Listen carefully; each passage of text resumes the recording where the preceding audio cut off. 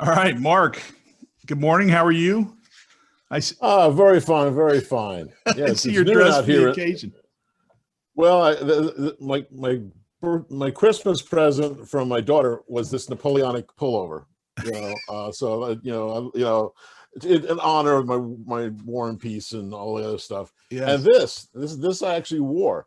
This was my high school shake. I went to Christian Brothers Academy in Albany, New York, run by Irish Christian Brothers, which explains so much right there, just in that sentence. And I loved it. I still donate to my high school because I had so much fun in the military school. I got to play dress up. I mean, just That's so parades. I good. was a captain, had my own company. Oh, it was just delightful. I loved it. That's so good. That's actually where and that's actually and that school is why I got into games. There was a Saturday morning optional class from Brother Aloysius. And one of the things was we had to write an essay about a hobby. This guy, Dan Button, stands up. I'm 13. I just got this game called Waterloo by the Avalon Hill Game Company. And he starts talking about it. And I played all the Milton Bradley stuff, and I designed my own little things where I do a map grid and put HO soldiers down and roll some things, But that week we started playing that Avalon Hill game, which was a Napoleonic game, and I was hooked from then. From then That's on, great. that's what got me into real wargaming. So how fitting is it that how fitting is it that Waterloo game would get you engaged, right? And shortly thereafter, I don't know how long thereafter, but we end up with War and Peace, right? Well, I was 13 years old when I saw the Avalon Hill Waterloo, and so I was high school. I was in high school, and I played games. I actually went to Georgetown because of gaming. My father had made me give away all my toy soldiers. When you're a man now, you don't have the toy soldiers anymore. And I gave them all away except for 2 sets of hand-painted Marx figures, which I said, Dad, you brought me these back on 2 different trips to New York. They mean something to me. He bought that. That's great. And then in 1970, Willie Brandt is Man of the Year in Time magazine. Mm-hmm. On page 68 is Brigadier General Peter Young pushing toy soldiers across a table in a pub in London. I go to my dad. Dad, you went to war. You fought with the British Army. Here's a general. If he can play toy soldiers, I can play toy soldiers. and so I wrote to the magazine, and I gave me the correspondent, gave me Peter Young. I said to the general if he knew anybody in the United States who played. He said, yeah, I know a guy in Washington, D.C., as a matter of fact. And that's how I picked Georgetown over Boston College. That's so good. What did you major in what was your major at Georgetown? I was School of Foreign Service, which is basically a fancy government history degree, no math, no science. Because in high school, I was on a fast track. I actually had an appointment to West Point. The congressman, everything. I went down for the physical, and all the physicals, all the tests, until I got the eye exam. And the doctor says, young man, if you lost your glasses, you couldn't tell a tank from a truck, let alone whose it was. So that ended that. But at Georgetown, I went up in ROTC, and then the Army, and then all that. But in 1978, I got married, and my wife and I went on our honeymoon. We came back, and both of us found ourselves unemployed, which can explain one of the empty tables at the reception. And we were at the Ritz-Carlton, which was an expensive reception for my father-in-law. And I said, I wrote to Avalon Hill. I said, I live in the Washington, D.C. suburbs. I've been playing your games all my life. I've just never quite come up. Can I come on up and just take a look at your operation, maybe meet you guys, say hi? I get there, and if you know Don Greenwood, he's a wonderful guy, but he's he shows me around, and then Tom Shaw, who's vice president, comes down and says, "Hey Don, I'm going to lunch. Your friend want to come along?" So they went me to the Harvey House, which is down the street. Great little old-fashioned Baltimore restaurant. Great seafood. And as soon as it's down, Tom says, "Okay, Mark, what's this game you want to pitch us?" I hadn't a clue. I hadn't come up there to pitch a game. Between the soup and the salad and dessert, not only did I come up with the idea for War and Peace, I sold it to them. We went back to their office. I got a contract. And I get home to my wife. You're never going to guess.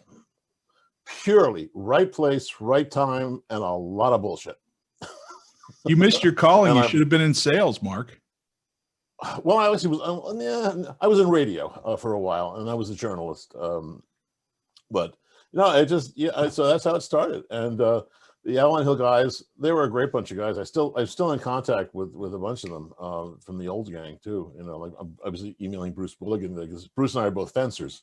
He's a good fencer. I'm a lousy fencer. Ask me how bad of a fencer I am. How bad a fencer are you? Ask me. I was fencing with my coach, my friend Larry Toohey, who was a co-designer for my Vietnam game. He'd been to Vietnam and all that. He did 2 tours there. And we're fencing. And Larry is tall, elegant, mustache, and we're fencing. And his girlfriend says, "Look at Larry. He looks like Errol Flynn." And the coach says, "And there's Alan Hale." For those who don't remember, Alan Hale played Little John in the Adventures of Robin Hood, was always a sidekick for Errol Flynn, and his son was the skipper on Gilligan's Island. But I mean, girls would beat me. I was just terrible, but I loved it. I loved the sound of the steel. I loved just the whole feel of it. I love getting dressed up. Look at this. I like getting dressed up. And right. Fencing outfit. You put on that fencing outfit, you feel good. It's all padded, attacked. You feel like you're in the 18th century. It's like 2 bits, 4 bits, 6 bits of peso, all for Zorro. Stand up and say so. So I've been, but I'm primarily a miniatures gamer. I paint miniatures. I've got thousands of miniatures. I'm a miniatures gamer who designs board games. And my favorite is when I can put the two of them together, either to play a board game and then fight the battle in miniature, or of course play with toys on the table. Like I love all the Command and Color things. I have never put a sticker on a damn block. I got soldiers. Yeah. The first day my friend came to me with the first version of the game. He takes the plastic off, pulls it out, and there's 400 blocks and like 1,000 stickers. And his face just sinks. We're never going to get to play this. We're going to spend all day putting stickers on blocks. I said, screw the stickers. I use a different word. I said, look on my shelf. You want Romans? Here, let's put some Romans. You want elephants? I got elephants. You want chariots? I got chariots. So yeah, to this day, I play all the Command and Colors. I play with 15 millimeter painted miniatures, and it brings them to life. There's a group. There's a group here that plays Command and Colors and other board games, but they're a miniatures group, and they play them with their own painted minis, and it's a magnificent. Yeah, it adds so much. The convention I'm going to, the virtual convention I'm going to this weekend, one of the guys, Chris Parker, he does that too. He blew it all up and to like quadruple size, and he uses hand painted 20 millimeters as opposed to just the toys from the like memoir. It's like Richard Borg. I first met him at an Avalon Hill Con before he had Command and Colors. Command and Colors at that time was called Command and Colors Civil War. It was geohex terrain with 25 millimeter figures. I playtested with him. Avalon Hill said, "We don't do miniatures rules." And you can see what that happened. It's like I remember Don Greenwood always said to me, he used to start these talks. "Hello, I'm Don Greenwood. I'm the man who turned down Dungeons and Dragons." And it's the same thing. Borg is. I love it. If I could be any other designer besides myself, it'd be Richard. I love his games. I'm a big fan of Mark Herman. I was a great fan of Richard Berg, and I thought he was a wonderful guy. Great guys. And Larry Harris, brilliant designs, a lot of fun. I played Axis and Allies in War Room and all that. But for pure my go-to game to teach a newbie, to teach my 10-year-old grandson, to teach my son when he was little, to teach guys I know who aren't war gamers, I bring out Battle Cry with toys. I bring out Memoir. I put out Command and Colors Ancients with little Roman soldiers. And I still play with a guy once a week, David Elkin in New Mexico. We are working our way through every scenario of Command and Colors Ancients. And I'm always the barbarians.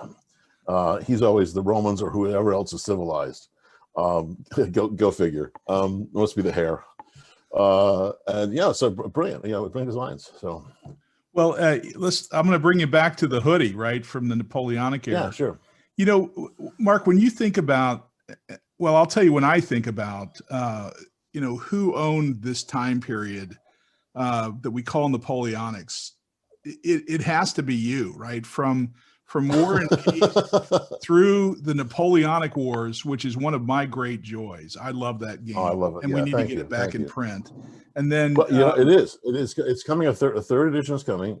Gene greenlighted it with Gareth. Gareth is shepherding the third edition, which is very few minor changes, some little cleans up, just a nice little reprint, a lot of good stuff. It's supposed to be on the P500. I think June is what Gene said. So yeah. I love it. I love it. We should go to him and tell him we want a bigger map in the box. But well, yeah, I know. Well, it used to be you could buy double size maps for a while. Yeah, you remember rightly. A lot of people bought those, and then a lot of people would go out and buy Risk pieces or 20mm toy soldiers and play with them. I have a quadruple size map blown up, mounted on a PVC board. I play it. If you're in conventions, I play it with 15mm. Yeah. So there's little 15mm, so and they're the right ones. You know, you want it Spanish? Those are Spanish.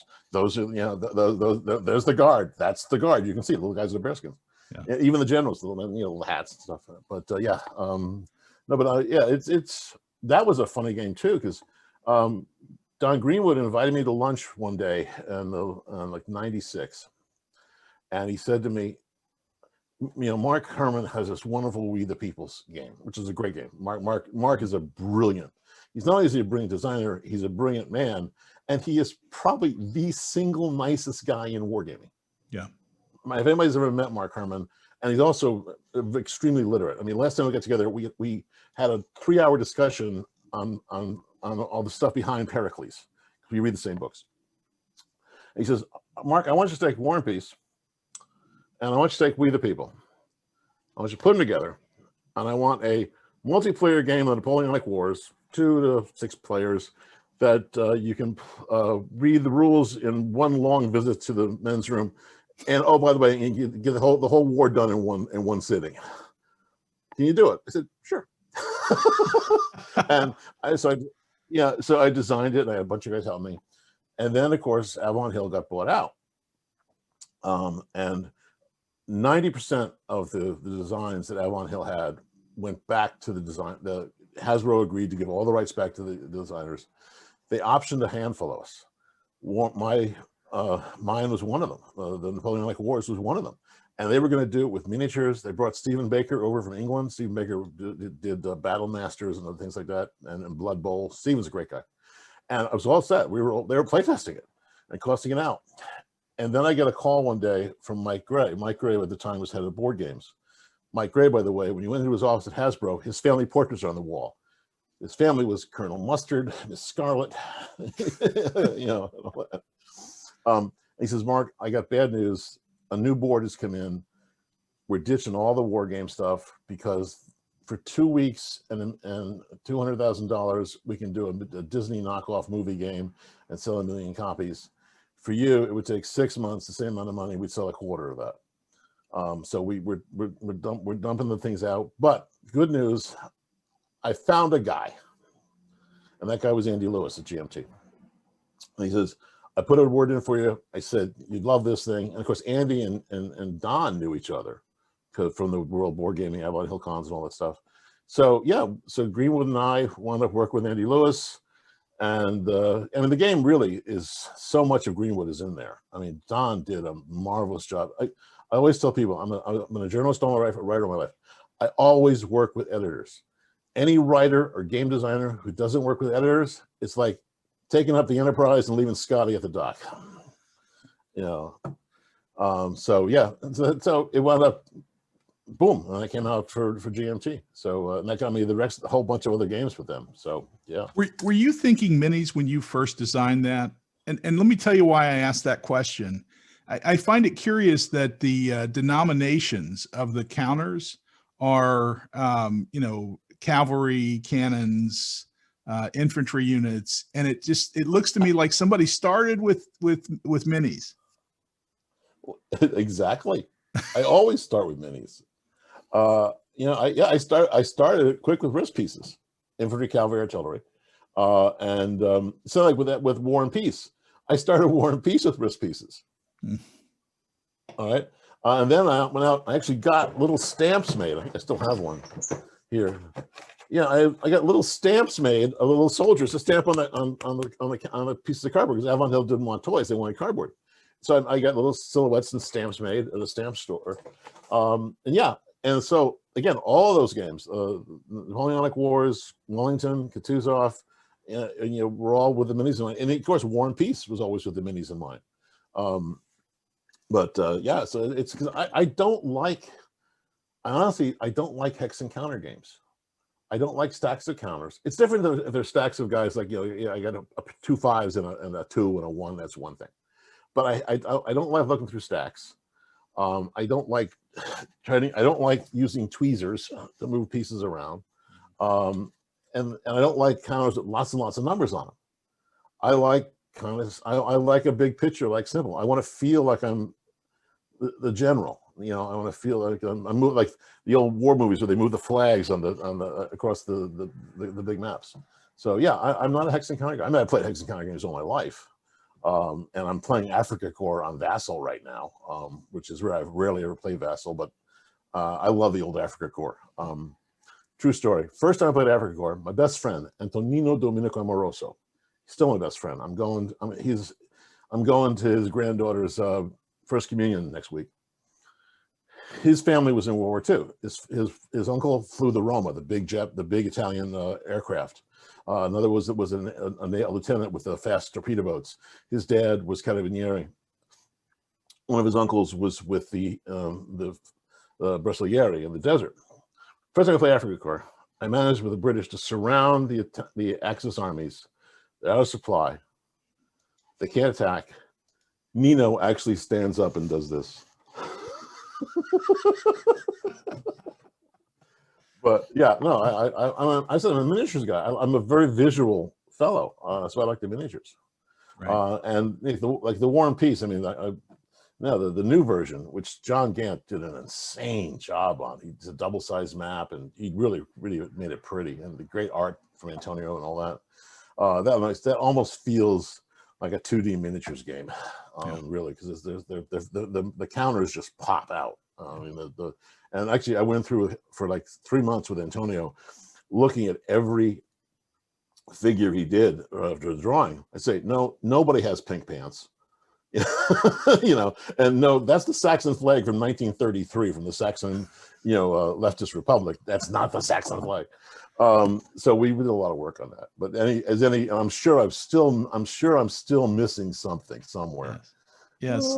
But yeah, no, the experts will find it at some point, right? Doesn't. Oh God, yeah. I mean, how many arguments have I ever gotten into? Why did I rate so and so a 2, or why is this, or why is Napoleon? Yeah, right. But it's a design call, and I always tell him what I always tell anybody with any of my games, and I've got 25 published games. If you don't like a rule, don't use it. Yeah. If you want to change something, change it. As long as the guy you're playing with agrees with you. Yeah. It's because I always think like every game I ever got as a kid, I modified. Yeah. Yeah, and that's the whole. That's the beauty of a board game as opposed to a computer game. Is hard to mod unless you know what you're doing. Yes. But a board game is incredibly easy. I mean, you can who plays Monopoly with the written rules? Yeah, nobody plays it right. But there's something that that many war gamers have, which is, I'm going to play the game as it's designed, as it's stated. But I agree with your point, right? That if you think a leader should be a 2 instead of a 3, then change it. Yeah. Yeah. I mean, the first time you play a game, you should play by the rules as written, because obviously the designer and the play testers have put a lot of reasoning in there. But if you play it once or twice and you say, I want to modify this, I want this, I don't think it's balanced, I want to do this, as long as the guys you're playing with understand that. Yeah. I mean, house rules, I mean, again, it's like, let's put all the money in free parking, and the first guy who lands on there gets all the cash from all the the community chest. It's the same sort of thing. And I because again, you want to, the whole point of playing a game is to have fun. I'll give you, okay. I know a lot of guys who love ASL. My friend Chuck is the king of ASL. Chuck Tewksbury. He puts on ASL conventions all across the country. He runs the gaming garage I go to once a month to play. He's always collecting ASL. I went to a convention once with my son. We go in the room and we walking by, because you go by one room and everybody's playing History of the World, yeah, screaming. Other guys are playing the March Madness, yeah. Then we get to a room and there's 50 guys playing ASL. Not a sound other than a single die dropping into a glass. Plink, plink, plink, plink, plink. My son says, Dad, 50 guys playing games and they're not having any fun? But no, ASL is like chess, and I used to be on chess teams. Yeah, so again, I love, as long as you're having fun and when you compete with people. And all my best friends I've met because of gaming. I met my wife because of gaming. She doesn't game. She does not game. But the guy Larry, I told you about, the tall fencer, he and I worked together. I drove him home one night because his car was broke down. I slept on his sofa. He shared a house with some people. This woman comes out in the morning and says, "Who the hell are you and what are you doing on my sofa?" We were married 43 years. So wargaming got me to Georgetown School of Foreign Service. It got me into becoming journalism. It got me into game design. I met my wife, my kids, of course, for that. Princess Ryan Star Marines. My daughter, his name was Ryan, and when she was 3 years old, she tugged me on the leg and said, "Daddy, you make a game for me someday?" So I made Princess Ryan Star Marines for Avon Hill, and I wrote a novel, Princess Ryan Star Marines. I see a guy is asking me a question on Rebel Raiders. Yeah. Andrew Buchholz. Yeah. Big Civil War fan. After I did Avon Hill's War and Peace, I did Army of the Potomac and Army of the Tennessee for 3W, which is basically War and Peace goes to the Civil War. Every other game I ever played of Civil War, it was Army, throw some dice for the navies. Army, throw a card for the navies. I said, navies in the Civil War, without the Navy, the Union couldn't have really won. They were decisive. So in that game, I had navies. I had raiders, blockade runners, gunboats, the whole thing, very generic. And then over the years, I kept saying nobody's doing anything more than like a counter or two. And I actually met James McPherson several times, a great Civil War author. He did a great book called War Upon the Waters, which is the Navy in the Civil War. And I said, it inspired me. I said, instead of a game which is Army, oh, here's the navies. How about Navy, here's the armies. So I did a very generic map of the nation, point to point, sort of like House Divided, but it's all focused on the ships. And you have the generic ships, but you also have the cards with the name ships. So like, you're bringing screw sloops, but throw a card, now it's the Housatonic. Ironclad, now it's the new Ironsides. Now it's the Manassas. Now it's the Arkansas. And the idea is the South getting the blockade runners out to the islands and everything to bring stuff home that fuels their war effort. It gives them the points to buy cars, to buy actions, to buy stuff. Without that, they have a very weak economy. And of course, the Union is we got to stop these guys. We got to blockade, set up blockade. We got to run, and of course, the Raiders. Well, that's the fun. I mean, if it was just close the stop holes everywhere, that would be eventually get to it. But having Raiders out there, which means the Union has to draw ships out, that was one of the big points of the Raiders. It was like if we send an Alabama out there, they got to send somebody to chase us, and those guys aren't blockading Charleston. And there's the stories of the Raiders themselves. I actually started writing a novel on the Raiders, but I got sidetracked to write the ancient series novels I'm doing now. I'll get back to it someday. I'm only 67. I got 100 years left. And so I love and the Civil Wars. I love the Civil War. I grew up during the bicentennial. I'm sorry, the centennial, and then of course I was around for the sesquicentennial.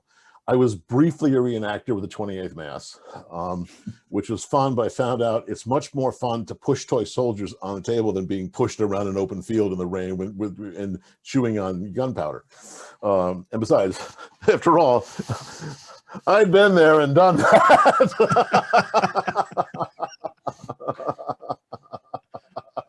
That's so good. That's so good. And that game, you know, it's as you said, but you didn't give yourself full credit. It is a brilliant juxtaposition of you know, a topic that we've played for a million games, right? And finally, you know, it's a fresh perspective. I just think it's fantastic in that regard. So. Thank you. Yeah, you know what? Again, with everything I do, game design and writing, people say, why don't you do this? Like I'm writing the series of books I'm writing about Alexander the Great is about the Greeks who fought against him. So not, which is, you know, I think of it in my books, Alexander the Great is the villain. He's the bad guy. And people say, well, you want to sell more books? You write about Alexander as a hero. I said, we've been fed that for 2,000 years by the propaganda machine. You know, there's a reason that everybody just didn't welcome him everywhere he came. So I'm going to write the story from the other side. And the same thing with the games I do. I like to try something different. I don't want to just do a clone of somebody else's design. I mean, imitation may be the sincerest form of flattery, but I don't want to do a Mark Herman design. I don't want to do a Richard Berg or Richard Borg design. That's their stuff. They did that. And that's, I have to respect their artistry. I want to do something that they haven't done or somebody else hasn't done, or something like the Hitler's Reich game. I mean, you know, World War II for 2 players in 2 hours. All right. You know, and with 5 minutes set up, hardly anything on the map to start, boom, boom, boom, you go. I like to do things that are challenging and different. Same with the ancient Civ games. I mean, I've played Civilization all my life. I've got 2,800 hours into Civ 6, by the way. But I mean, I played the Avalon Hill board game way back. I played the Avalon Hill Advanced Civ, you know, and I wanted to do something different. So I did, my Civilization games are based on a teacher at Georgetown, my friend Chris and I had. Chris, my co-designer, and I went to Georgetown together. He's my son's godfather. My best friend Nino is my daughter's godfather. Well, we both had Carol Quigley, who did a course on Civilization. So we designed our games based on that. So like we did the Inner Sea, the Middle East one is on the P500. It's all ready except for Kai's taking it, Kai Jensen's shepherding it in June as the editor, because Chad, who was a great guy, did a wonderful job as editor on the first game. And I wrote the second game 95% based on how Chad edited the first. So I asked for her hand on this, partly because I said, you know, this is a way to, you know, this is my homage to Chad. And also he did a beautiful job, and I know you think the same way. So I did this, so I had the Middle East game. And the Middle East game, all the cards have a biblical quote from the King James Bible. So every and it's appropriate. So if you, in everything, they're all Old Testament stuff. I have one New Testament, maybe, I think I snuck in there. And you have to read them the great stentorian voice, you know, let my people go, you know, things like that. And of course there's 17 civilizations, everything from Egypt and Greece all the way over to Chandragupta in India, and the Scythians and Sumerians, and of course all the people on the Fertile Crescent, Babylonians, Akkadians, Hittites, Mitanni, all that kind of stuff, and everybody's different. I love the period. I just finished reading Gordon Doherty's third book in the Hittite series, Empires of Bronze. And the third book is on Kadesh, which is one of my 2 favorite ancient topics, is the Battle of Kadesh. I love chariots. Ask me how much I love chariots. How much do you love chariots? I got 60 of them. I've hand painted 60 freaking chariots. I got Egyptian chariots. I got Canaanite chariots. I got Britannia chariots. I got Hittite chariots. I could do a chariot showroom. You know, make a deal. You want a 4-horse chariot? I got you a 4-horse chariot, slightly used. You know, only in one battle. And you know, he did a great thing in that. And that's part of the thing you can do in the game, you know, general style. And then of course, my other go-to in ancient is Troy. Well, I finished this book, and I realized he's got a 4th book. I open the first chapter of the 4th book is in the back of the 3rd book. Where do you think it's set? Troy. Because Troy was an outpost to the Hittite Empire. They were now the Hittite Empire. So I love all things, you know, that are based Troy. I've read 4 novels on Troy in the last year alone. I'm a sucker for it. You throw me Trojan women, Achilles, any of that stuff, I'm in. You know, Odysseus. I even read one from the 1890s that I got through interlibrary loan Stories of Ulysses and Troy. You're written by this guy this pompous English guy, who basically stole every story from history to write like 60 children's books, but children's books in the sense of what the British thought of a children's book would be, which would be a young adult book in our day. Right. You know, we're not talking picture books. It'd be like, but so I love that stuff. Let me take you back. Can I take you back to Napoleonics? Vive l'Empereur. All right, very good. So the and by the way, the field marshals I think did wear hoodies, right? So your regalia. Oh yes, yeah. Well, there's a marshal's baton in the hoodie. Yeah. I love it. That's for the Gear Human. I love their stuff. I've got a bunch of American Revolution stuff. So here's the question I've been wanting to ask you. You know, I think in the early days of War and Peace, I believe I read somewhere where you said, you know, the game is challenging as it relates to the campaigns, right? The long term is hard. And it clearly is, right? I mean, one of the reasons I love that Napoleonic Wars is because it's 5 people sitting around the table arguing with each. So you get kind of this natural politic thing. But that's got to be the hardest part, right? Well, War and Peace, I initially designed it to be just the individual campaigns. The idea was you sit down and you do the Austerlitz campaign, you do the Jena campaign, you'd work through the campaigns in sequence, sort of like you do in a modern computer game. You know how you finish one campaign to unlock the next.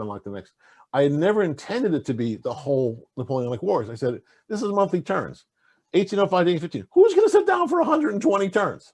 You know, where are you going to set this thing up? And then about 6 months before it was over, Ellen said to me, by the way, we need a campaign game. You need a what? And so I scrabbled, and I had 6 months to come up with a way to make sense of it. And I'll be frankly, I didn't do the best job. I didn't have the time, and also the whole focus of the game was on the individual scenarios. Fortunately, over the last 40 years, a whole group of fans have worked on making this thing all gel. John Gant, for example, has been doing it for 20 years.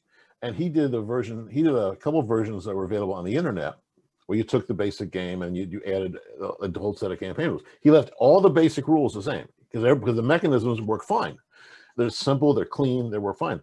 But to make it all work in a big picture, and John Gant did that. He did a gorgeous job. Initially, it was going to be his own under a different title. He had presented it to GMT, and to me, and we were going to start doing it there, but things got kind of changed up on that. And eventually, One Small Step, John Compton, whom I know, said, "I'd like to redo some of your games. I'd love to redo War and Peace, have it done right." And I said, "Well, I got a guy. John lives in Boston. Unfortunately, he's a Red Sox fan. I'm a Yankees fan. But other than that, it just to show that people can work together." Yes. And he did a gorgeous, he decided, for the common good, and he did a wonderful job on the campaign design. Everything matches and flows, things work, from era to era, for 2 players, 3 players, 4 players. You throw the Spanish as a player in there. It's he made up rules for the Spanish that kind of forced the French to do what they did to Spain, which is basically screw Spain. And that's just part of the game. He did a beautiful job on that. Whereas the Napoleonic Wars, it's much more, you do the 120 turn campaign of War and Peace. We're talking a big investment here. But you take Napoleonic Wars, you're talking anywhere from 2 hours to 8 hours max. I mean, the longest thing I've ever had go was I went a full 5-turn, 5-player game at a convention that went till 2 in the morning at a WBC. And because I said, because nobody wanted me to adjudicate it. I'm like, guys, we've been here. It's 2 o'clock in the morning. Well, the game's not over yet. I'm okay. So but there are games that are over in 1 turn. A lot of games last 2 hours because I put that mechanism in there. Like I just got a guy complaining on Facebook just yesterday. I played the game. I put my set down there. and came in at the end of the first turn. I said, did you spend a card to keep the game going? No, I didn't want to do that. I said, yeah. Then you bear the risk. Yeah. I said, the French are winning. If nobody spends a card to make sure the game goes on, a 1 in 6 chance it's going to be over. If the French spend a card, there's a 2 out of 6 chances. And if they do, you start thinking, well, do I spend a card to stop that?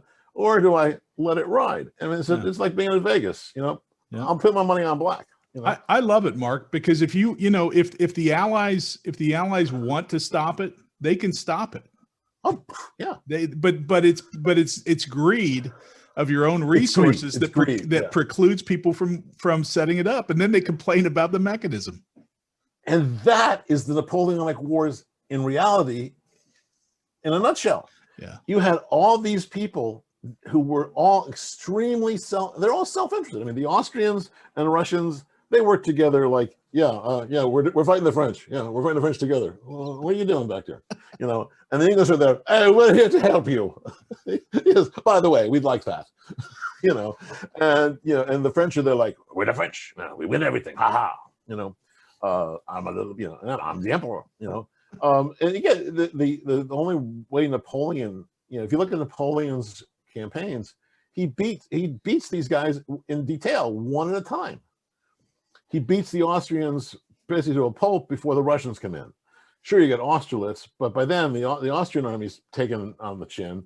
The Russians had a rush, so he's fighting them, just fighting them. And the English are like, oh, we won Trafalgar. Well, yeah, but you just lost Vienna. And then the Prussians, they're high and dry. And he beats the Prussians. Sure, the Russians come in at the end, but then there's like, 9,000 Prussians left, to join the Russian army. So he's fighting just the Russians. He goes to Spain. He goes to Spain when he's not fighting anybody else, and he's fighting the British. He played that, when they started working together, that's when it all went to crap. Yeah. Sorry, all went to merd. You look at it, because that's when you get 1813, the Battle of the Nations, and that is, everybody comes together to beat the big guy. There's even a British rocket battery at Leipzig, and the same thing goes with the Napoleonic Wars. If all the Allies work together, the French have got a real uphill battle. Yeah, but they're not going to work together because you have to do, as Brian Jarvis says, yes, you have to do the accents. Actually, not only do you have to do the accents, but at the conventions, I would go up to the bar, and I would get a tray of glass, and I get a bartender to come down with a tray of glasses, with schnapps for the Austrians, with brandy for the French, with gin for the English, with Jägermeister for the Prussians, and of course vodka for the Russians, and we'd all go there and we'd all do a toast. But yeah, you have to play. It's like when you play Junta. You can't play Junta without accents. We don't need those stinking badges. Yeah. And that's the fun, because it's a game. You want to have. If you're not having fun, why are you playing? Yeah. Well, the Napoleonic Wars is a real joy, and it's a joy because you get a bunch of people around that table, and you're yelling about who's siding with the French the next next campaign, and who's not, and why, and greed, and you've got to give a card. No, I don't have to give a card, right? I mean, it's a lovely set of arguments. Yeah. Do you really want to be Napoleon's bitch? My favorites are the guys though who will throw the game to the French just because one of the greatest Prussian things I've ever seen is a Prussian guy going to the English guy was telling the Prussian what to do. The Prussian guy goes over and picks up a stack of English counters and just dribbles them. Stop talking. No, you see, you have to do this. This is what as a Prussian, this is your replaces. Stop talking. Next turn, he joined the French. He said, I would rather be second behind the French than see you win. That's great. It's the old diplomacy thing, like, watch out, you're next.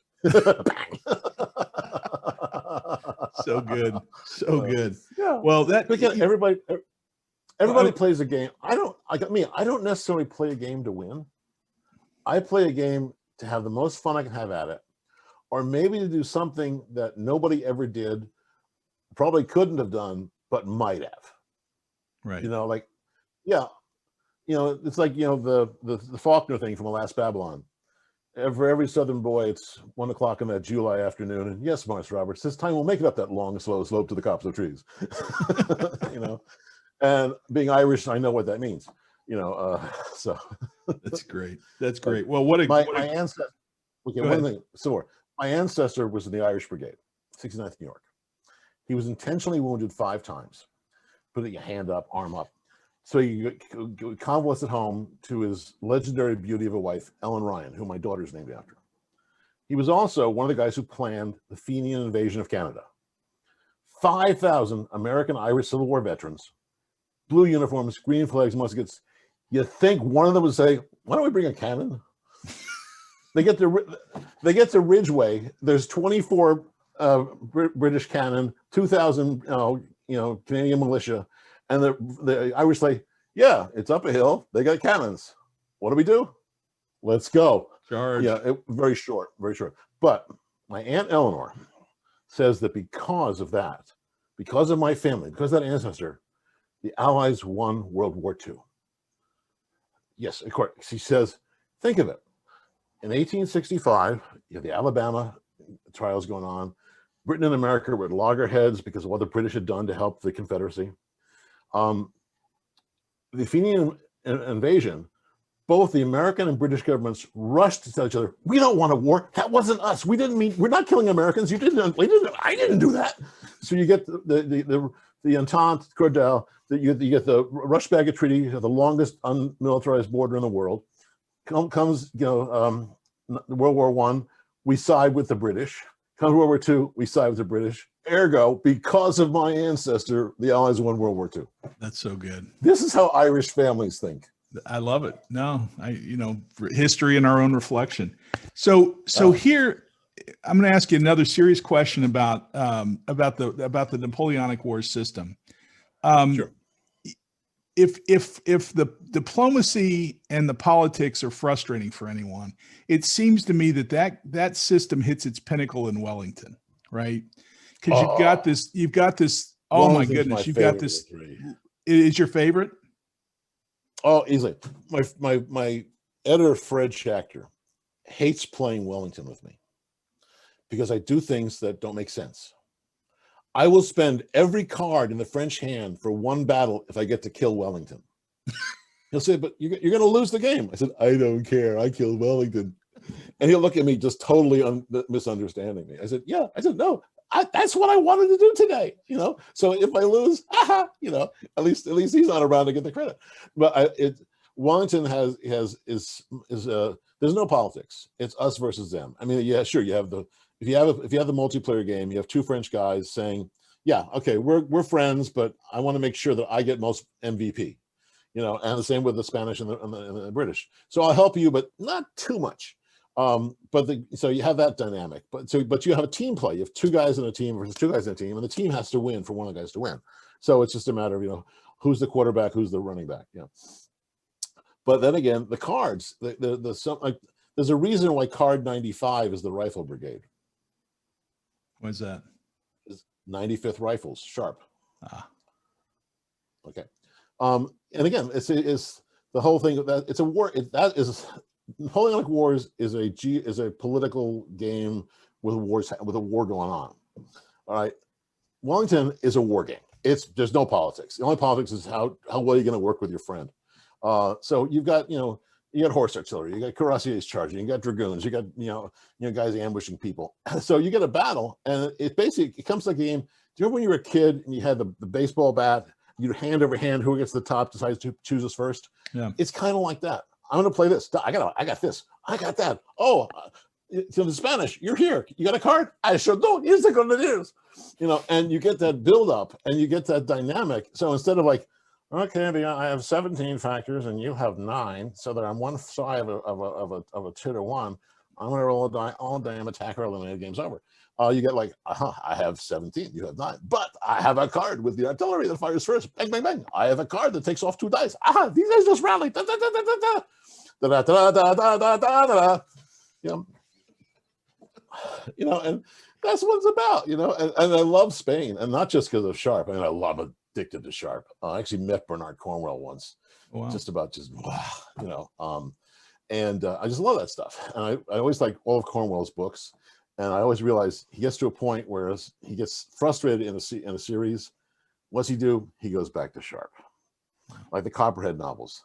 You get to the fourth one of those, he got so frustrated, he brought in Sharp's son into the Civil War as a French officer, and then went back to write more Sharps, because that's where he lives, And I mean, his ancient books are great. I love his Warlord series, the one that they make the Last Kingdom out of, but Sharp is where he lives. And Napoleonic War is just kind of where I live, not just because I have a shirt, or because up on my wall, I've got this. Oh, that's subtle. That's it's Abel Gance. That's Abel Gance's masterpiece in 1927. It's a black and white film. It's shown on a triptych screen, and at the very end of the movie, one screen goes blue, one screen stays white, and one screen stays red. Beautiful. And Carmen Coppola and the orchestra live, the Kennedy Center, ba-bum, ba-bum, bum, bum, bum. You cry, tears. Yeah. You kind of understand the emotion. I noticed there's a guy here from the Netherlands that I talked to at the start, and there's a great book by a guy in the Netherlands who actually joined up and fought with the Dutch units with Napoleon, and he said, the man came through my town in the uniforms and the flags and the parades and the cheering. How could I not join up? How could I not follow him? And he wound up going with them for like 10 years. He was all the way to Waterloo. And there's a lot of that. It's the charisma of it all. And I mean, you figure the revolution, even though Napoleon was an emperor, he was still a revolutionary emperor. He was an elected emperor. The election was a little fixed, maybe. But it was, there was nobody running against him. It's like, do you want Napoleon to be emperor, or do you want to be poor? So, and he did that for succession purposes and for legitimacy, because it was a club. I mean, Europe was a country club, of rich old white guys. Yeah. And Napoleon didn't want the French in. They didn't want Napoleon as a member because he'd gotten rid of their other member. So he's constantly fighting to be a piece of the table, and the only way he could do it was like, you don't want to talk to me? I'll burn Vienna. Now you're going to talk to me, Yeah. So. Yeah, he's a little bit of Michael Jordan kind of taking it to heart, right? It's very cool. Very much so. Yeah. It's sort of like Space Jam with plumes. Excuse me. Now, what about the influence that game had on Ed Beach's work afterwards, right? I love it. Here I Stand. I know Ed Beach. Yeah. Oh yeah. Well, Ed Beach and I go way back.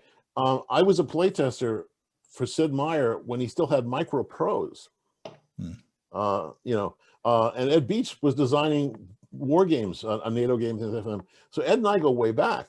And of course, Ed is huge on Civilization. Ed is the driving force in Civilization, which is my all-time favorite computer game. He's listed as the designer for Civ 6, which is pretty impressive. Oh yeah, he brilliant job. And Ed is a teacher.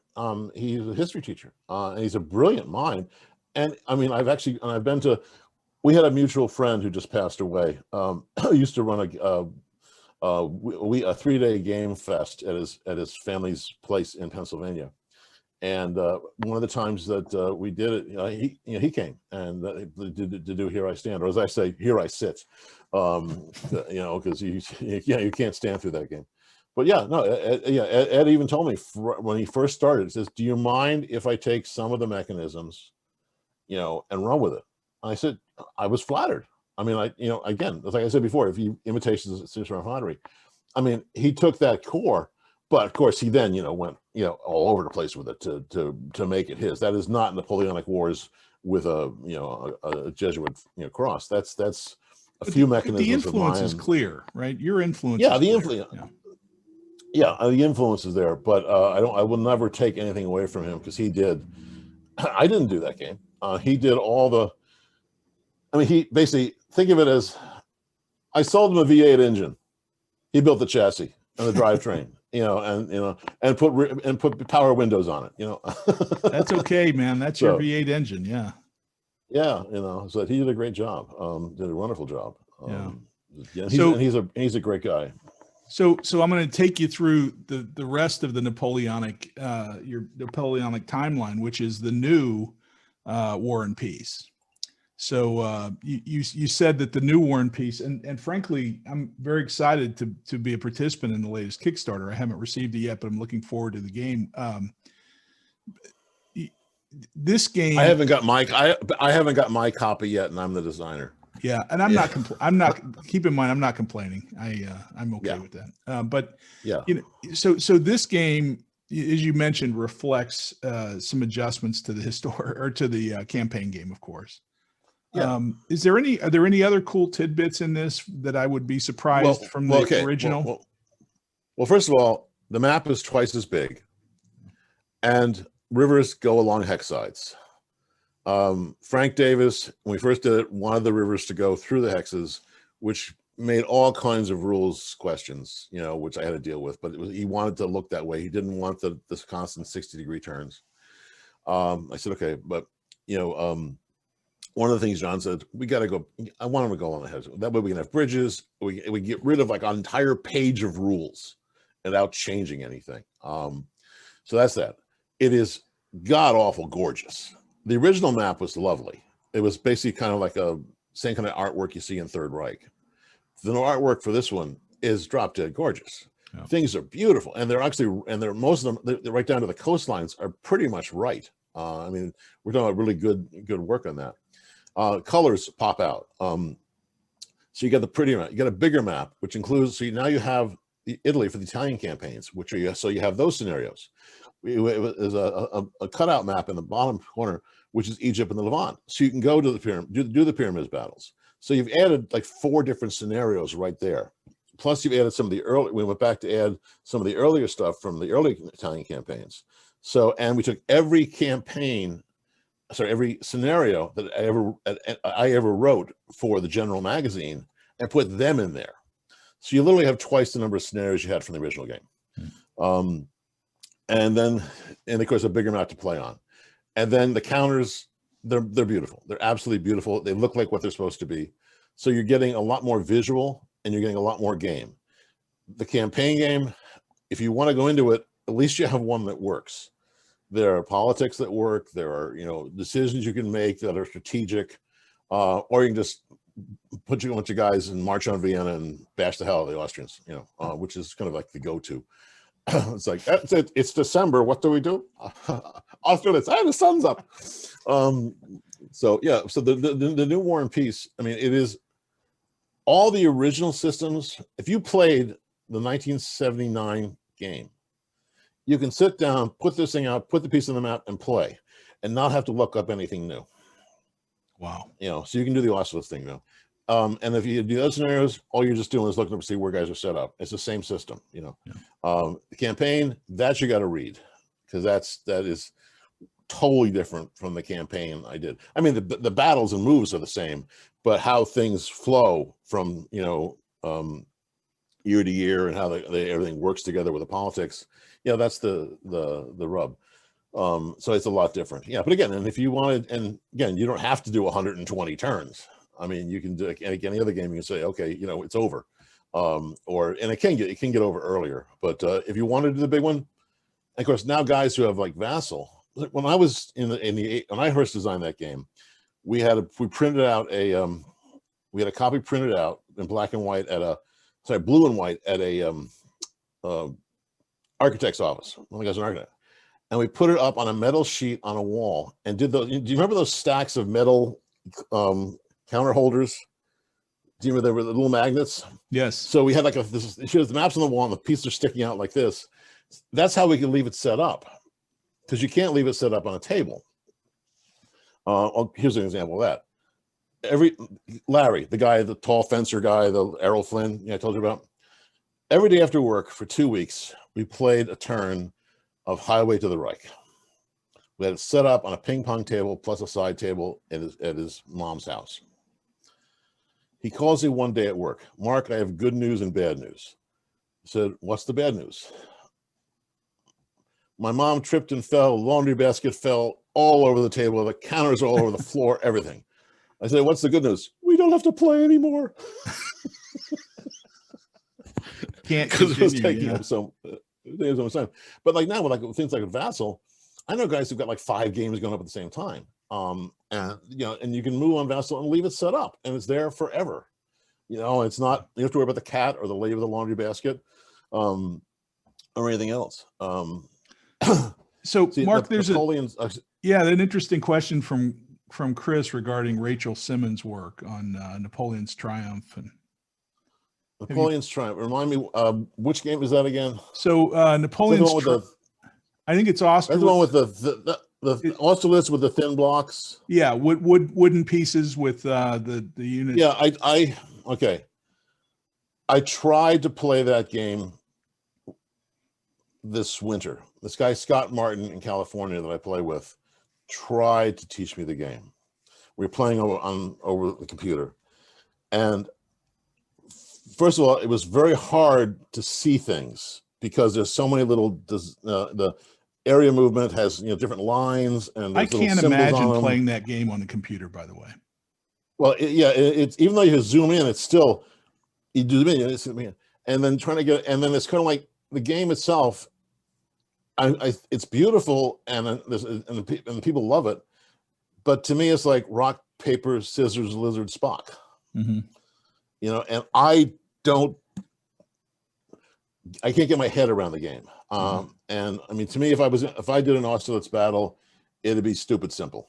Mm-hmm. It'd be like move a bunch of pieces up, roll some dice, clear a card, take the Preston Heights, or not. This is so many intricacies to it of the different shapes of the map, how many bases can cross the side, the places cavalry can't go, artillery doesn't do. I can't get my head around it. It's very different than anything we've ever played, and I think that's part of the. He has a Marengo version too. Yes. Yes. Yeah. And Guns of Gettysburg is another one that's a similar. Oh, I tried 3 times. My friend Max and I tried to play Guns of Gettysburg, but the 3rd time we got it right. But Guns of Gettysburg actually is a cleaner, simpler version of, I think, because there's less to worry about. First of all, there's no cavalry, other than a couple little pieces here and there. Also, it's a little more focused. Guns of Gettysburg and Guns of Gettysburg has some mechanisms where you can play chits and do things to adjust odds, which I kind of like. They're brilliant designs. They don't sing to me because I can't get my head around them. Right. But yeah, I said I played Napoleon's Triumph. I said I tried to play it. I tried to play it once in person about 3 years ago. We only got a few turns in because we were both trying to learn it, and neither of us could quite get it. And then I tried with this guy Scott online in the winter, and I just couldn't get it. Sure. I went through all the videos and all things, but I see the beauty of it, and I'd love to play it, but it doesn't. I can't figure it out. I hear you. It's different, right? And I think that the treatment of, just simply the treatment of line of sight, right? That we don't have to worry about it because the map tells us what the line of sight is really some really innovative. It's innovative, yeah. But the thing is, like, again, I'm a miniatures player, so I can see line of sight because if I lay the ruler or the tape and it hits a tree, my line of sight's blocked. If it hits a hill, my line of sight's blocked. Right. But this is a 2D version of that with symbols. And again, I think you really have to study that map. Yeah. And I think you have to play that. I think you need to play small bits of that over and over again to get the sequencing right and to understand, like, why when I attacked and I was outnumbered, I won. Yeah, when he attacked and he was outnumbered, he won. And or vice versa. Or I've got 3 times as many guys you have, but I lost.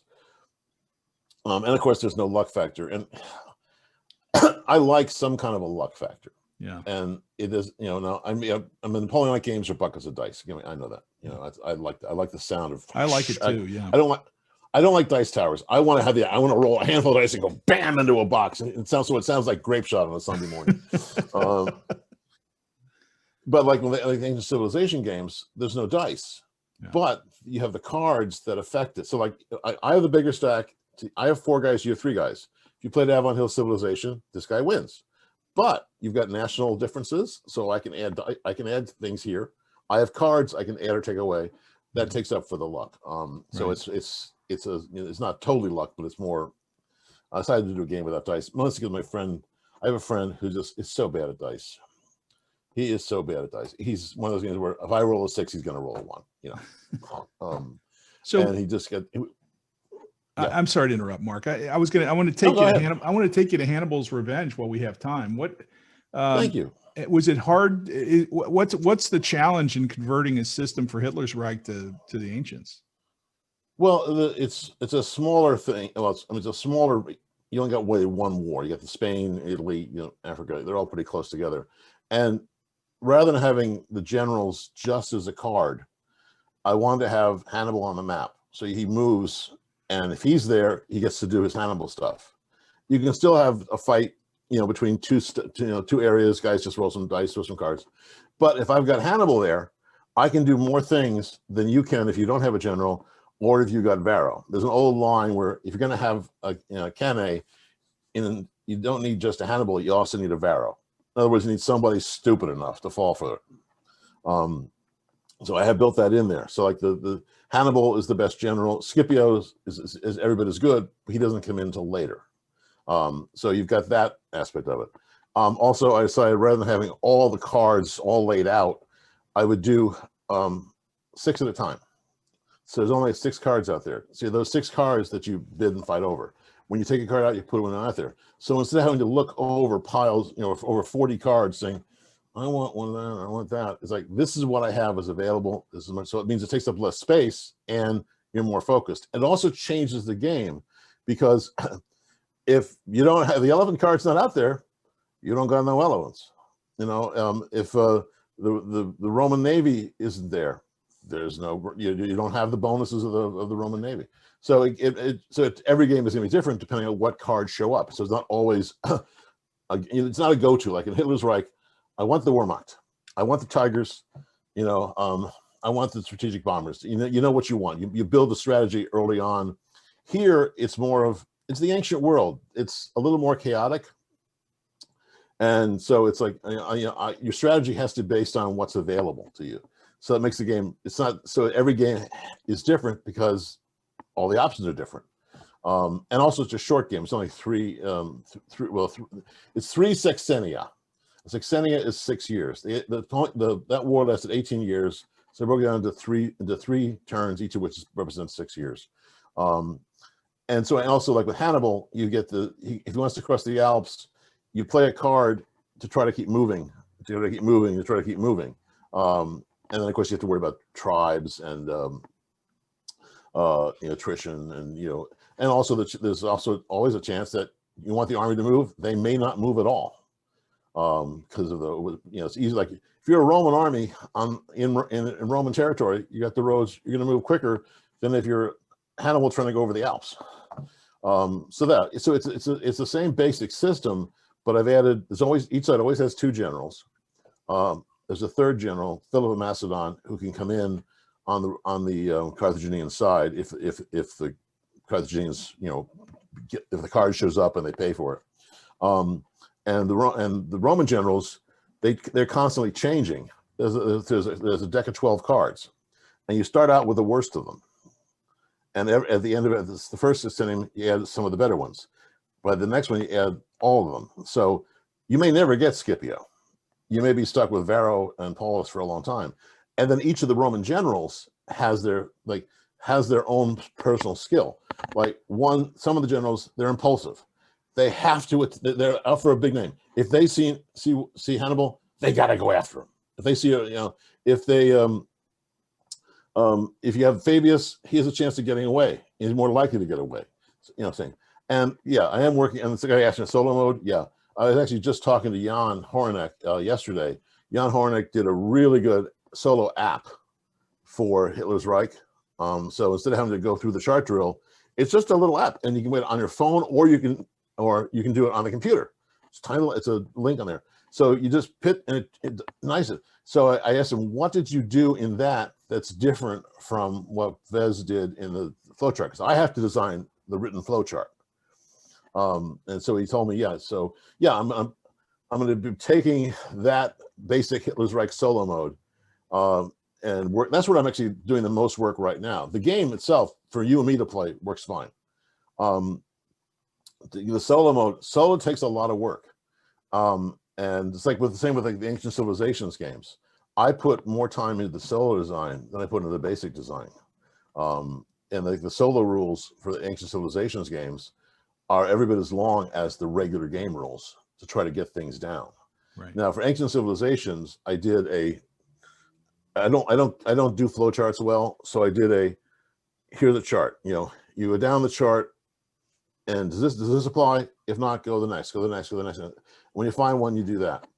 For the Hitler's Reich thing, I kind of need to follow what Vez did, because otherwise it was right. So I'm working on that, but I'm gonna have to add some things to it, because like in the Ancient Civilization games, I have solo rules for the Punic Wars, and that's pretty easy. You go, where you go.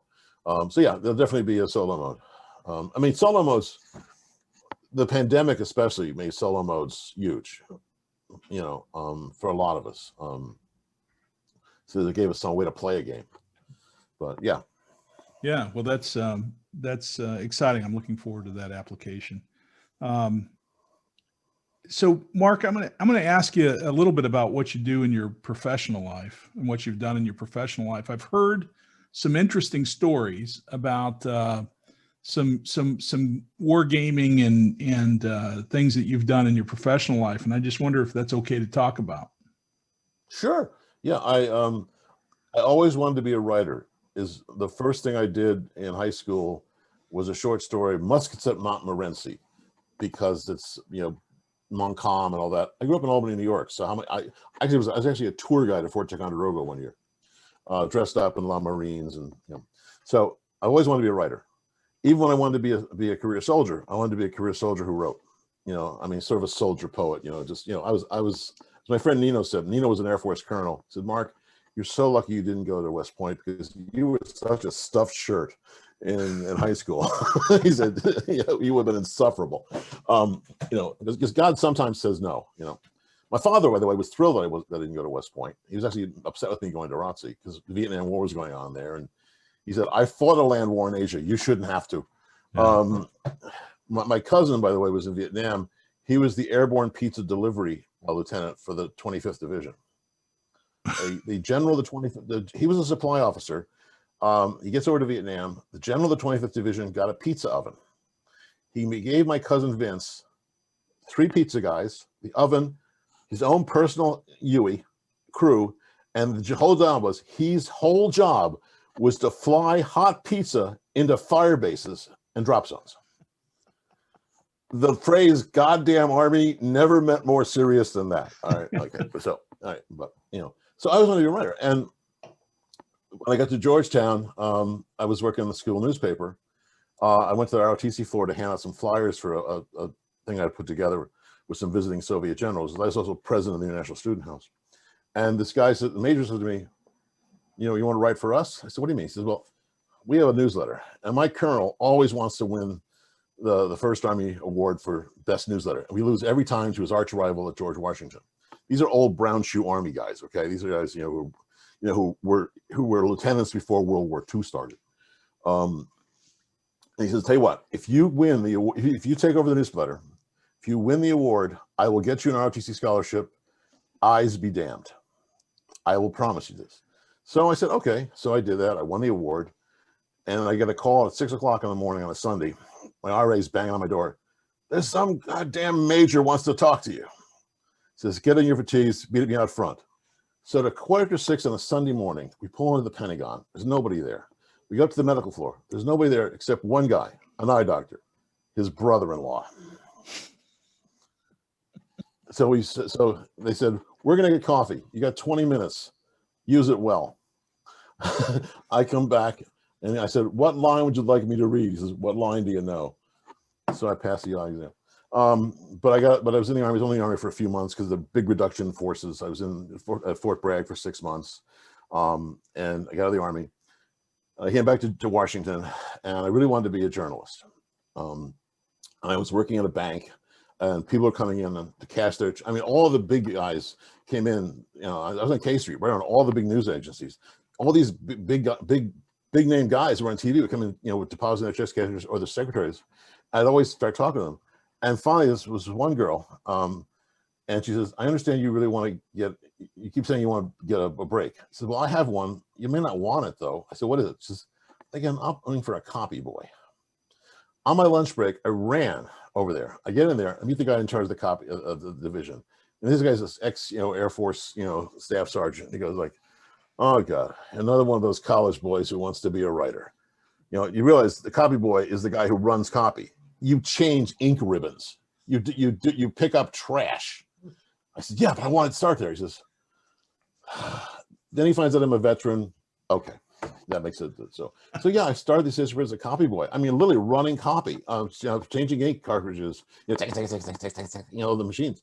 And then then it was an opening for a dictationist, which is where you put the headphones on, the reporters talk to you and you type. And this we didn't even have computers. I remember I was doing this thing and I was taking a press release, and one says, "What's that clacking?" Says, "It's my typewriter." Says, "You don't have a computer?" Quel sauvage. So I started, and then I got to be the rewrite desk. And then I finally got into features. And there's this old guy named Don who loved me. We were doing the bicentennial stuff and all history. He loved history. He and Cronkite had been together in World War II. He old guy. And he says, and I had written a book on the Civil War, Battles of the American Civil War. I co-authored. By the way, I co-authored it with the guy. Remember I told you about how I wrote to Time Magazine, to the General, and he said, I got a guy in DC who plays games. And so I went to Georgetown. I was on that guy's sofa because the night before we had been drinking and I couldn't find the listing for cab in the yellow pages. That's why I don't drink anymore. So I slept on his sofa.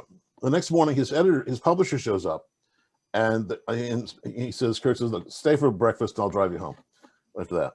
And they start arguing. And Kurt says, you want me to do the Civil War book?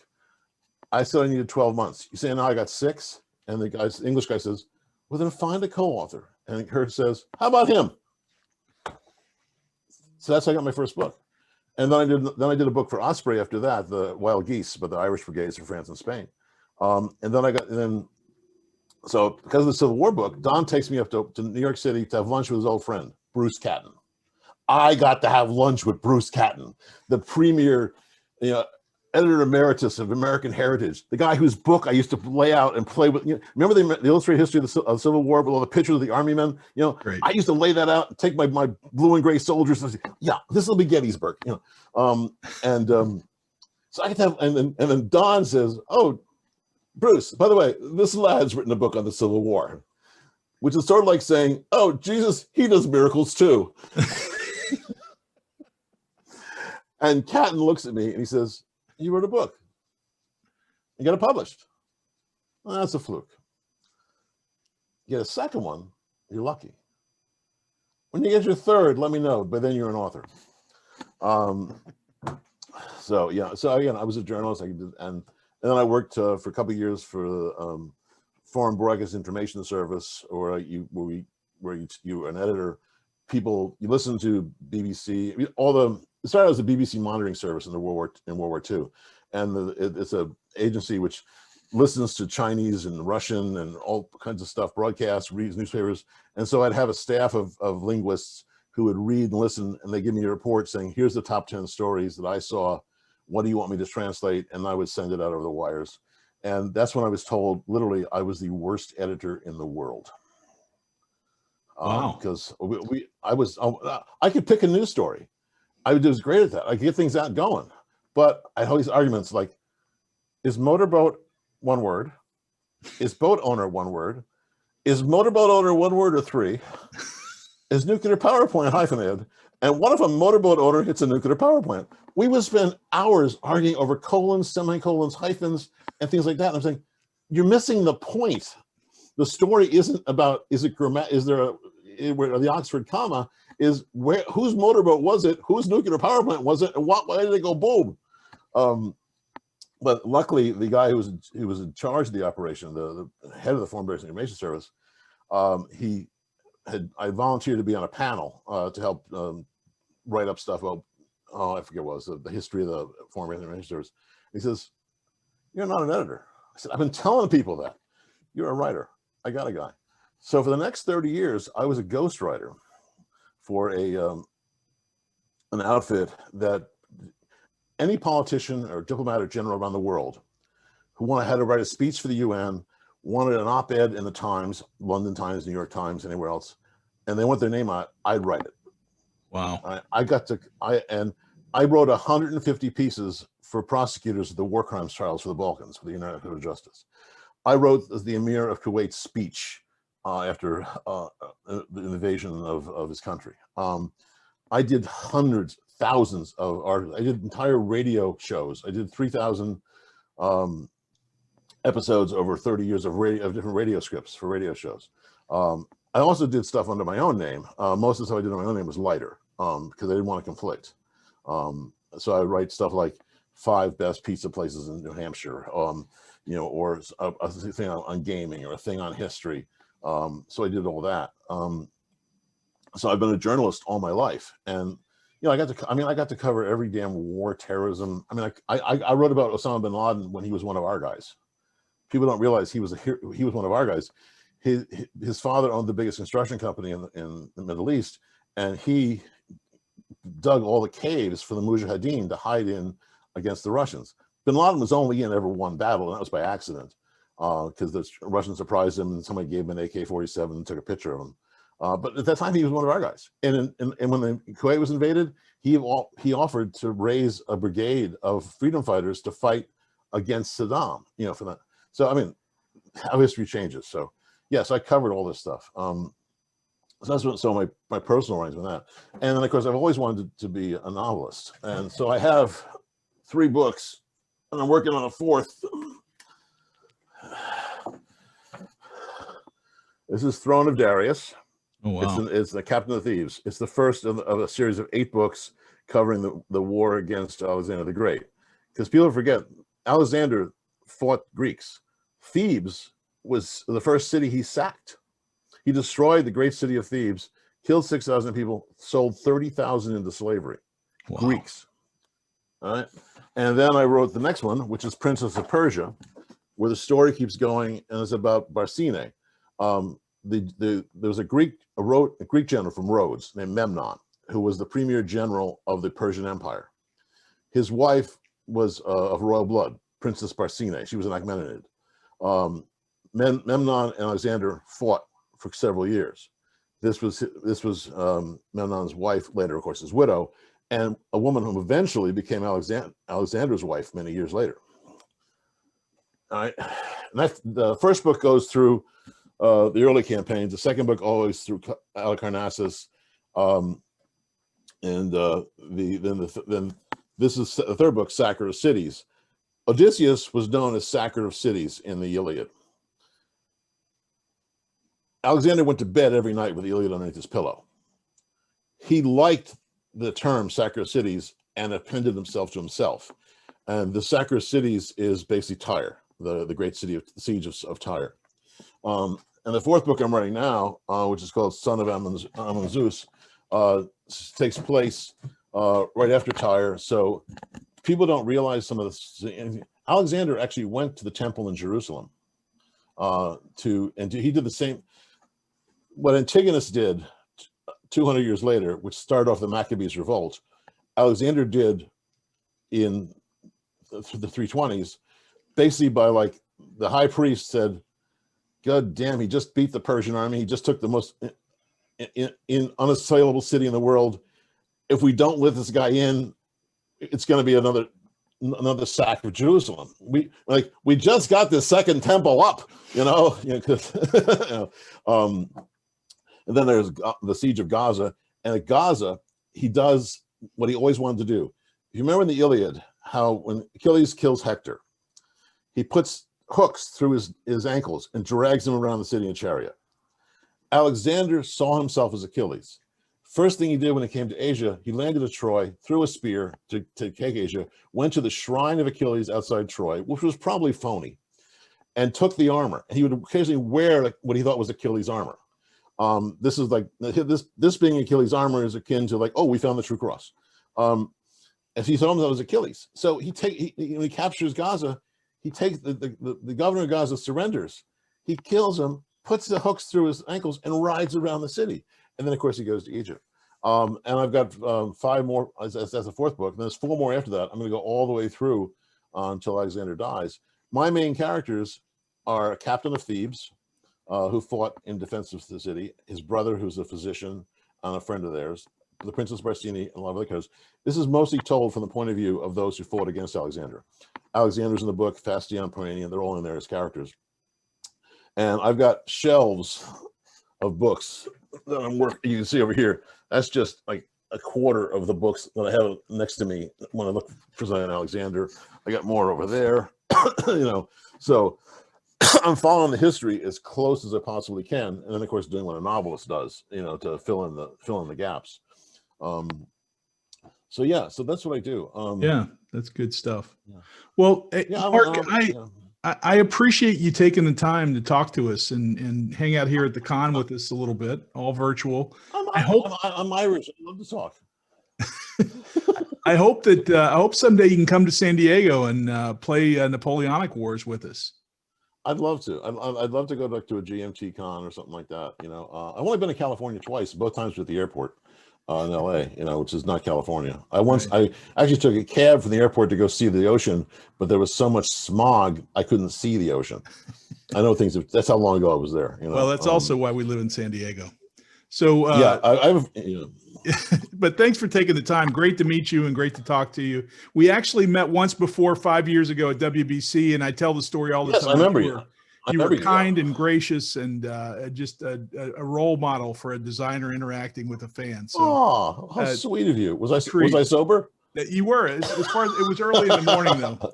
So, yeah. On behalf of Coco and I, thanks and take care of yourself. It was good talking. Hey, it was a pleasure. I appreciate the opportunity. I wish I was out there. Have a lot of fun, and hopefully, when this is all over, the next WBC or GMT East, or maybe even I'll make out to GMT West, something like that. I'd love to. And I like your cute little puppy. Very sweet. No, very good. Take care. Thank you so very, very much. All right. Thanks a lot, Mark. Bye-bye.